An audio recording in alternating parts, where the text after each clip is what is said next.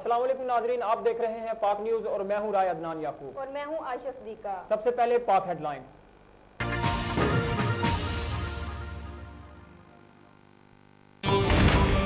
नवाज शरीफ इस्तीफा दें या खुद को एहतसाब के लिए पेश करें इमरान खान।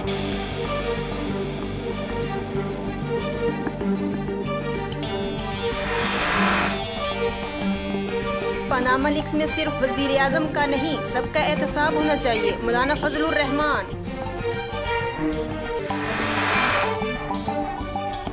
मकबूजा कश्मीर के अवाम की सियासी, सफारती और अखलाकी हमायत जारी रखेंगे सदर ममनून हुसैन।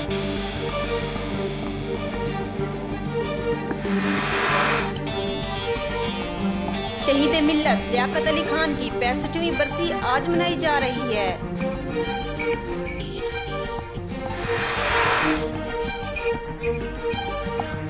शेखुपुरा में कार्रवाई के दौरान 6 दहशतगर्द हलाक, सीटीडी पुलिस।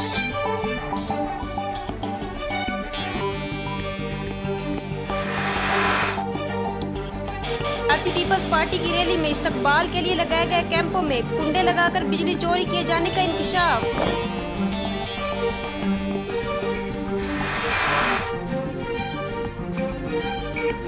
सीपैक चीन और पाकिस्तान समेत पूरे खित्ते के लिए अहमियत का हामिल है, चीनी सफीर।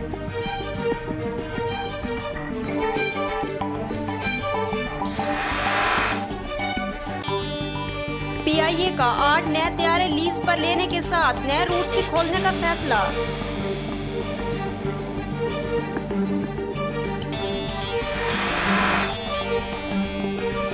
बगदाद में खुदकुश हमले में 46 अफराद हलाक, मुतअद्दिद जख्मी, जबकि खुदकुश हमले की जिम्मेदारी दाइश ने कबूल कर ली।